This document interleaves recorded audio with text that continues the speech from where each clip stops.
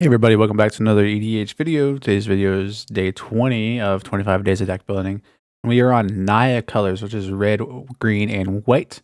This is Baylen the Haymaker, legendary creature, rabbit warrior from Balloon Burrow. It says tap 2 untapped tokens you control, add 1 mana of any color. And it also says tap 3 untapped tokens you control, draw a card. Also says tap 4 untapped tokens you control, put 3 plus counters on Baylen the Haymaker, it gains trample until a turn. It's a 4/3 base. 4/3 for 3, pretty good. This is probably another one of my top 10 commanders of this year. It reminds me of a lot of Kumina, the Tyrant of something, whatever, the Simic one. It kind of reminds me of that a lot, where you can tap Merfolk and do certain stuff. It's really like reminiscent of that, except for it's in a little bit better but worse colors for that. This is like really good colors for tokens. But not good colors for Merfolk. But anyways, I don't know. I'm just rambling. But top 10, it's really boring, to be honest. It is a really boring commander, but I am known to like really boring commanders, things that just do a lot of stuff.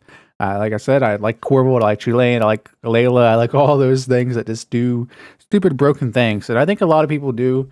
I mean, a lot of people hate them, but I'm not a hipster. I'm literally just like a guy that builds the most popular decks. So anyways, let's get right into what's actually inside the deck. First up, we're going to have some ramp. So I've separated it into categories of non-creature, creature, and other stuff. So Arcane Signet, 2 generic, add 1 mana of any color in your commander's color identity. So a red, white, or green. This is Arcane Signet. We know what it does. We've all seen this card.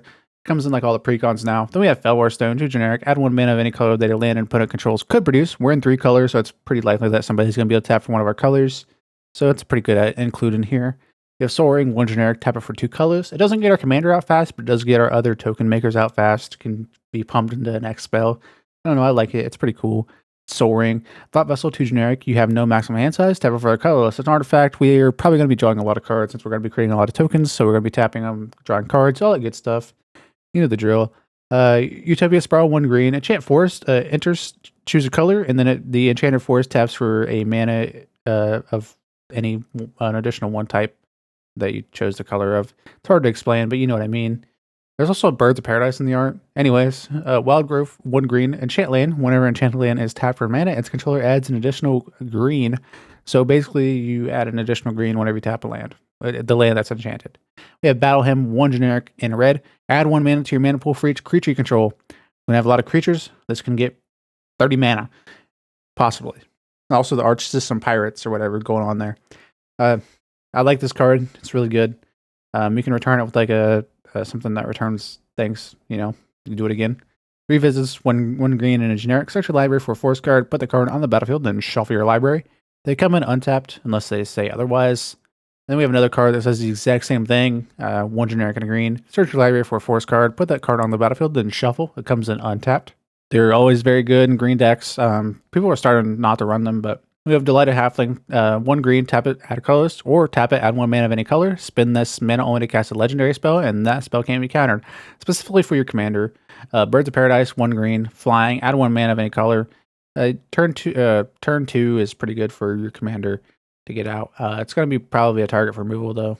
The commander, not Birds of Paradise. Jair, Friends of the Forest, 2 generic and a green. Tokens you control have tap, add a green, just makes our commander's ability kind of useless. The first one anyways, but I like Jaheira. It goes good in here. Tap it for a green. But if we want another color, we can use Baylen's ability. It does say choose a background, but we don't really care about that. This does specifically say tokens, so food tokens like Gilded Goose creates. 1 green, enters battle, create a food token. You can also pay 1 and a green, tap it, create a food token, but it says sacrifice a food, add 1 mana of any color. Has flying, it's an O2 bird. Be kind of funny if we could pump this up. I don't think there's a way we can do it though, but mainly we're going to be winning by just swinging with a bunch of tokens, to be honest. Lawn of Werewolves, 1 green, tap it, add a green. We know what it does. It's a mana dork. It doesn't really do anything fancy. Removal. We're in pretty good colors for removal. Pretty much removal whatever we want. Swords of Plowshare, 1 white. Exile target creature. Its controller gains life equal to its power. Like I said, I always talk about it. We can do it to our own creature. If our Baylen gets huge, we need life. Just boom. Path to Exile, 1 white. Exile target creature. Its controller may search our library for a basic land card. Put that on the battlefield tapped, and then shuffle. If we need ramp, we can do it to our own creature too. I mean, screw it. Generous Gift, 2 generic and a white. Destroy target permanent. Its controller creates a 3/3 green elephant creature token. If we want to, we can do this to our own. We destroy a 1/1 and get a 3/3. I don't know. I think it's funny. Oster command 4 generic into white. Choose 2. Destroy all artifacts. Destroy all enchantments. Destroy all creatures mana value 3 or less. Destroy all creatures mana value 4 or greater. 4 or greater and all artifacts is probably the best for us because it doesn't hit our tokens. So 3 or less we probably won't ever do. Hour of Reckoning 4 generic 3 white. Convoke. Destroy all non-token creatures. We can just do this for free. If we have like a bunch of white tokens out, we can just tap all 7. Boom. Destroy non-token creatures. Makes a lot of sense. It's going to destroy our commander, but who cares? It's okay. It's still a good card. I don't see why we wouldn't run it. I don't know. I like it. 7 mana is a lot, but like I said, you can just cast it for free. Split up 1 generic and 2 white. Destroy all tapped creatures or destroy all untapped creatures.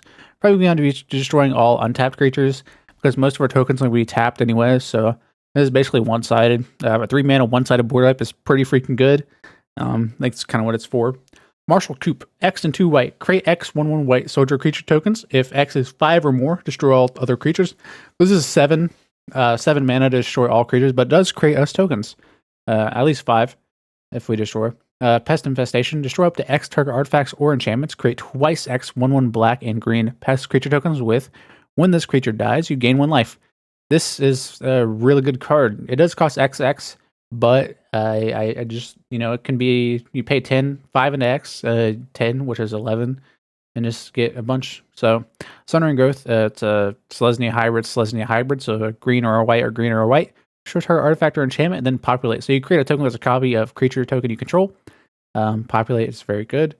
So if we have a 4/4, we make another 4/4, or if we have 1/1, we make another 1/1. It's a good one for 2 mana. It does what we want. We have Aura Mutation, which is Selesnya, which is a green or a white, or green and a white. Destroy target enchantment. Create X 1/1 green saproling creature tokens, where X is that enchantment's mana value. You imagine just like destroying someone's Omniscience, getting 10 1/1s for 2 mana. That's value, but we're probably never going to do that. Artifact Mutation, Gruul, destroy target artifact. It can't be regenerated. Create X 1/1 green saproling creature tokens with X is the artifact's mana value. So if we destroy a Soul Ring, we get a 1/1. But if we destroy like a Panharmonicon, we get 4 1/1s. I don't know. I like this card. Feels like it's a good fit in Baylen. We have Draw, Phineas, Ace Archer, Selesnya. Whenever it attacks, you put a +1 counter on each other creature you control. That's a token or a rep it. Then if the creatures you control have total power 10 or greater, draw a card. It also has a Vigilance and a Reach. It's a good attacker. Legendary creature. It's a 2/2. I think it's good. 2 mana, but it has to attack to get the card draw. And it also has to have, it's really situational. Fountain Port, that's what I said. Fountain Port. It's taps for colorless. Tap 2, tap it, sacrifice a token, draw a card. Tap 3, tap it, pay 1 life, create a 1/1 blue fish token. And then tap 4, tap it, create a treasure token. We're only going to be using the first 2 abilities really, but to tap it for colorless and tap it and draw a card. I don't think we ever want to create a 1/1 blue fish creature token. If we do, we're probably losing that game. Idol of Oblivion, 2 generic, sacrifice it, pay 8 and tap it and create a 10/10, or tap it and draw a card. Activate only if you created a token this turn. We're probably never going to do that 8 mana ability. I don't think I've ever done it in a game. If I'm doing it, I'm probably losing, like I said with the last card. It's not really that good. Peregrine Took, 2 generic and a green. If one or more tokens be created under your control, those tokens plus an additional food token are created instead. Then you can sacrifice 3 foods and draw a card. This goes infinite with like a ham sandwich, but I don't think we have any infinites in here. It's pretty relaxed, no infinites. It's like $500 deck though, which kind of sucks. But this is a good card from Lord of the Rings. Skull Clamp, 1 generic. Equipped creature gets +1 and -1. Equipped creature dies, you draw 2 cards. Equip 1. I didn't put a whole lot of card draw in here because our commander makes us draw cards whenever we tap tokens, and I feel like most of the time we're gonna have a commander. Maybe not. Maybe it just gets short every time, but seems good. Then we have tokens. We have a bunch of token creators in here. Xenagos Reveler, 2 generic and a Gruul. Legendary Planeswalker. Add X mana any combination of red or green, where X is the number of creatures you control, or 0, create a 2/2 red-green standard creature token with haste, or -6, X of the top 7 cards of your library. You may put any number of creature cards or land cards from them onto the battlefield. Starts off with 3 loyalty, so we have to activate this 3 times to get the -6. We're probably never going to get there, but we can always just 0 and get a 2/2 blocker. War Leader's Call, 1 generic and a Boros. Creature you control get +1/+1 whenever a creature enters the battlefield under control. War Leader's Call deals 1 damage to each opponent. A little bit of like impact tremors ability here, but also buffs our tokens, which kind of sucks with Skull Clamp, but whatever. It's whatever. It does stuff. There's going to be a lot of these effects because we're going to be creating a lot of tokens, so I figured it might as well put them in here. We have Vitalize, 1 green, untap all creatures you control. We want this because we can untap all of our creatures and then tap them again, draw more cards, or tap them again for more mana, or we can tap them and put more counters on Baylen. The reason why I have these type cards in here is because the untap ability, that's literally the whole thing is what I want to do, is untap all the creatures and do it again. Just keep doing it over and over again. There's not a whole lot of creatures that do that, but there is instants and sorceries that do that, which is mainly 2 arms, 1 generic and a white. Untap all creatures you control, draw cards. So it replaces itself, but also untaps all of our creatures. So if we attack, we can also attack and then do it on our second main phase, untap all creatures. So either way, it kind of works. This is 1 more mana than what the other one is, but it also draws less card. But, you know, it's good. It's because we can just keep activating with Baylen. We have like 30 tokens. We can just, you know, that's really good. Tyler's Provisioner, 2 generic and a green. Whenever land enters the battlefield under your control, create a food token or a treasure token. So mainly we're probably going to be creating treasures to get more mana to cast more stuff, or we could do foods to do the tap the food and draw a card with our commander, tap 3. If we make 3 foods, we tap 3 foods and draw a card. Or Peregrine Took, sacrifice a food. You know, it's all mainly, like I said, mainly we're probably going to be trading treasure, but whatever. Tater-Shoot Dryad, 4 generic and a green. Ascend. If you control 10 or more permanents, you get the city's blessing for the rest of the game. Or at the beginning of your each upkeep, create a 1/1, and then siblings you control have +2/+2 as long as you have the city's blessing. I don't know why I said or, but you do get the each upkeep, which is each upkeep your opponent's 2, and it is a 2/2, whatever. Stormhorde, 8 generic, 2 white, create X 1/1 white Pegasus creature tokens with flying, where X is your life total. So if we're at 40 or even higher, we're going to create a lot of Pegasuses, and then whenever they come in, we can tap them. Make Baylen really big. It is that you can do it without having summoning or without having haste, because Baylen is the one tapping them. They don't actually tap for anything. That's why you're allowed to do it without the summoning sickness. Sokazan, Crucible of Defiance, 3 generic and a red. Whenever you discard it, create 2 1/1 color spirit tokens, and they gain haste, and that ability costs 1 less to cast for each legendary creature you control. But also as a land we can play that taps for red. But we're probably just going to be discarding it to create tokens. Or 1 red. Discard it, 1 red, and we get a spirit. That seems pretty good. Seaborn Muse, 3 generic and 2 green. Untap all permanents you control during each other player's untap step. So literally what it is, it's we're untapping on their untap step. We're going to keep our 30 tokens up, and if they don't attack us, we just like tap a couple of them, tap like all of them, draw like 10 cards. Next opponents, untap all of them. If they don't attack us, tap them on their end step. Next opponent, do it again. Second Harvest, 2 generic and a green. For each token you control, create a token that's a copy of that permanent. We're probably going to be doing this on our opponent's end step before us. So hold us up and do that. And then we create a token of them, and then we just tap them on their end step again and just make, just draw a bunch of cards or add a bunch of mana, cast something else on their end step. You know the drill. It seems pretty cool. Seems good. I think I want to build this deck, to be honest. But then we have Scoot Storm, 2 generic and a green. Whenever land you control enters, create a 1/1 green insect creature token. If you control 6 or more lands, create a token copy that's Scoot Swarm instead. So it's important that it is a token copy, because we can tap it to our Baylen to, you know, draw cards and get mana and stuff. This card gets absolutely insane if they don't take care of it. Even if they destroy 1, you still have the token copy that's going to create them. So they really need a board wipe. Rosy Cotton of South Lane, 2 generic and a white. Whenever it enters the battlefield, create a food. Whenever you create a token, put a +1 counter on target creature you control other than Rosie. So Rosie's not going to get very big, but your other creatures are going to get big. So you can put them on Baylen, which is the one that's going to be getting a lot of counters anyways if you tap tokens or whatever.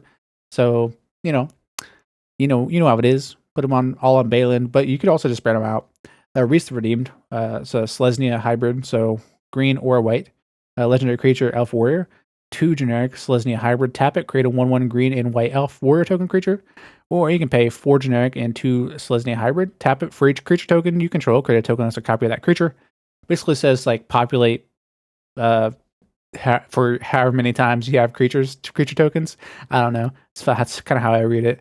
Queen Alan Al of Rodach, green and 2 white. Power and toughness each equal to the number of creature you control. If 1 or more creature tokens would be created under your control, create those plus a 1/1 white soldier creature token are created instead. I said that all weird, but you know what I mean. It can come in as a 1/1. That's a 3 mana 1/1. Then we have Preposterous Proportions, 5 generic and 2 green. Creatures you control get +10/+10 and gain vigilance until end of turn. This is really good with our commander because if we give it trample, it's by tapping 4, we can just basically be like, all right, preposterous proportions. Now it's a 30-30 vigilance, trample, 10-10, you know, billion, or whatever, you know. Seems cool. It's also has a bunch of squirrels on it. We have Odra Attack, Deepest Foundation, 4 generic 2 white, legendary creature god, vigilance. If one or more creature tokens would be created under your control, 3 times that many are those created, those tokens are created instead. Whenever it dies, return to the battlefield tapped and transform under its owner's control. The land taps for white. You can tap 2, tap a white, transform it back if you've attacked with 3 or more creatures this turn, which is very likely to happen. So very easy for this deck. Mondrak Glory Dominus, 2 generic, 2 white. If one or more tokens would be created under your control, twice that many of those tokens are created instead. You can also pay 1 in Phyrexian, which is a white or 2 life. Sacrifice 2 other artifacts or creatures. Put an indestructible counter on Mondrak Glory Dominus. We're probably never going to do that, to be honest, unless we have the creatures to do it in response to a board wipe. I mean, we could probably do it. Yeah, maybe not. Cure Keep, tap it for a colorless. That's a legendary land. It's a 1 generic and a red. Tap it, create a 0/1 red kobold creature token named Kobolds of Cure Keep. We're probably never going to do this, but it is a land that taps for mana. But you can also it also has the upside of, like, if we have nothing else to do. If we have nothing else to do, we're probably losing the game. But we can do this if we need an extra token to tap or whatever. Colony Garden enters the battlefield tapped. Whatever it enters, create a 0/1 green plant creature token. It also taps for a green. So this one just enters with a 0/1. So it gives us the extra token that we need whenever it enters. It doesn't enter the battlefield tapped, which kind of sucks. But if we have another token, it kind of replaces the mana for it. Also, the art's kind of funky looking. Kind of looks like a bunch of Venus flytraps. Yeah, that's the only thing I want to talk about that card. Jacked Rabbit, X and 1 generic and a white. Ravenous, this creature enters with X +1/+1 counters on it. If X is 5 or more, draw a card when it enters. Whenever Jacked Rabbit attacks, create a number of 1/1 white rabbit creature tokens equal to Jacked Rabbit's power. So you pay X, you pay 5, 1, and a white. So 7 mana to do good stuff. Intangible Virtue, 1 generic and white. Creature tokens you control have +1/+1 and have vigilance. It's an enchantment. It gives our creatures big, and it also gives them vigilance, so we can attack and then activate them in our second main phase, which means we just get double value out of them, which I think is pretty cool. I wanted to put Jelly Blue Man in here, but I didn't. So, anyways, I just rant about this. Impact Tremors, 1 generic and red. Whenever a creature you control enters the battlefield, this enchantment deals 1 damage to each opponent. They really shorten the text on this. It says whenever a creature you control enters. It doesn't say enters the battlefield. It says enters. Enters where, wizards? Enters where? The graveyard? Enters. Can enter anything. What is it? Why they shorten the text? Now I don't know where it has to enter to do the damage. Anyways, Heroic Intervention, 1 generic and a green. Permanents you control gain hexproof and indestructible until a turn. I know this isn't a token, but I kind of just put all the stuff that I didn't want to make a category for at the end. This can protect all of our stuff. If somebody goes to destroy all of our creatures, we Heroic Intervention, just give them hexproof and indestructible. Specifically our commander. We don't want our commander to be destroyed, so that's really what it is. We have Grand Cassendo, X and 2 white, create X/1/1 green and white citizen and creature tokens. Creatures you control gain indestructible until in a turn. So this it can be a 2 mana. I guess it can be a 3 mana indestructible spell. Makes sense. Also, there's a bunch of cool angels dancing up there, like do. Anyways, it does both the best worlds or whatever people say. We have a Geared Mirror of the Wilds, which is a Naya, which is a red, green, or white, which is kind of like the secondary commander you could build around here. A legendary creature, Human Shaman. Haste, non-token creatures you control have tap, create a token that's a copy of target token you control that enter the battlefield this turn. The 3/3. Like I said, this is like the secondary commander. If you wanted to build around this, you could. It also came out this year, so it does qualify for our thing. We have Galton Marvin, 3 generic, green, white, legendary creature, dinosaur, vampire. Trample, whenever you attack, choose 1. Create a tapped and attacking XX green dinosaur creature token with trample, where X is the greatest power among other creatures attacking. And then, or create X/1/1 white vampire creature tokens, where X is the number of other attacking creatures, and it's a 12/12. So it's really good. Both you can make a big one or you can make a lot of them. And then we have Flawless Mover, 2 generic and a white. If you control your commander, you may cast this spell without paying its mana cost. Creature you control gain indestructible until end of turn. So this is basically just really good to do in response to a board wipe. We're probably just gonna be holding this up for free, and people are gonna expect it. A lot of the times, I don't expect people to just be able to cast this stuff for free and be like, "Yep, good luck." Not Teferi's protection, but it is free, so that's really what matters to me here. Finale of Glory, X 2 white creature, create X 2/2 white soldier creature tokens with vigilance. If X is 10 or more, also create X 4/4 white angel creature tokens with flying and vigilance. So you get both the soldiers and the 4/4s. So if you pay 10 into this, you get 10 2/2s and 10 4/4s, which is very game winning unless they board wipe. Felidar Retreat, 3 generic and a white. Enchantment, whenever land you control enters, choose 1. Create a 2/2 white cat beast creature token, or put a 1/1 counter on each creature you control. Those creatures gain vigilance until end of turn. So this does best of the things that we want to do. It creates us tokens, or it can buff our stuff. We want to do both of those. Farmer Cotton, X, and a Selesnya, so a green and a white. Legendary creature, Halfling Peasant, whenever it enters the battlefield, create X 1/1 white Halfling creature tokens and X food tokens. This can be good. This can be 5 mana, create 6 token, 5 mana, create 6 tokens, tap those tokens, draw 2 cards. Mary Chandler's 5 generic and a Selesnya, prevent all damage that would be dealt to creature tokens you control. This is basically a failsafe. Like you swing all your tokens out, they don't destroy this, and you're good. You're chilling because all your stuff's no bueno. It's not able to be dealt damage. That's yeah. We have a Drum Bellower, 2 generic and a white creature spirit, flying. Untap all creatures you control during each other player's untap step. This is another like Seaborn Muse type effect, and it's only 3 mana. So like I said, the same thing with Seaborn Muse. You can just untap them, let them do whatever. If they swing at you, you block. But if they don't, you untap or you tap them on their end step. We have Doubling Season, 4 generic and a green. Enchantment, if an effect would create 1 or more tokens under your control, it creates twice that many of those tokens instead. And if an effect would put 1 or more plus and counters on permanent control, it puts twice that many on those counters instead. So instead of 3, your Baylen gets 6. And instead of 1 token, you get 2. So it makes sense for the whole deck. Deploy to the front, 5 generic, 2 white. Put X 1/1 white soldier creature tokens onto the battlefield, where X is the number of creatures on the battlefield. This counts other stuff. This doesn't just count yours. So if you have another person making a bunch of tokens, you can just do this and get a bunch of tokens. Makes a lot of sense. I think it goes good in this deck. As much as I wish this was instant speed, it's not, so it's sorcerer speed, but it would be really funny to do this against like a Krinko player. Crash the party, 5 generic and a green. Create a tapped 4/4 green Rhino Warrior creature token for each tapped creature you control. This is for each tapped creature you control. It's an instant.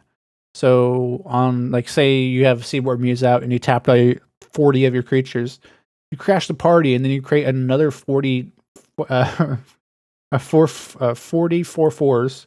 They're tapped. Then you untap them. Now you have 80, and then you just keep doing it. Court of Calling, X and 3 green. Convoke. Search your library for a creature card with mana value X or less and put it on the battlefield, then shuffle.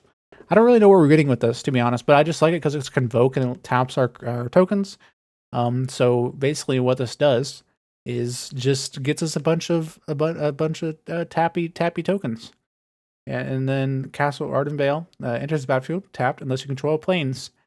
Then you can tap it for a white, or you can tap 2 and 2 white and tap it and create a 1/1 human creature token. We're probably never going to do that, but it does create tokens, so that's why I put it on this list.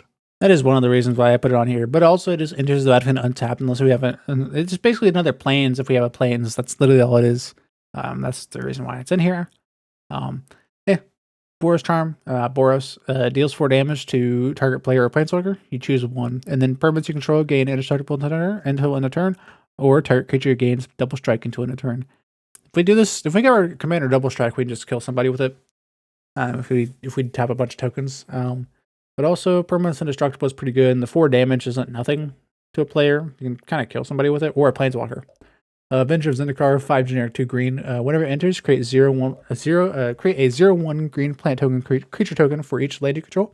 And whenever a land enters the battlefield under your control, put a ++ counter on each creature you control.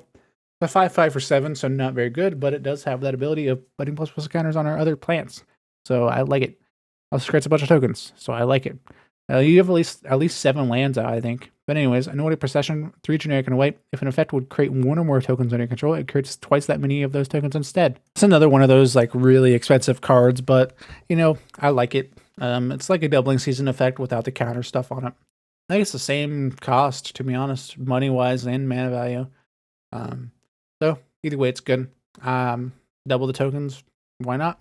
Have all the other effects in here. Then we have a name Pakal, 1000th Moon, 1 generic and a Boros. Whenever you attack with one or more non-gnome creatures, put a +1 counter on a name Pakal, then create X11 colorless gnome artifact creature tokens that are tapped and attacking, where X is the number of +1 counters on a name Pakal.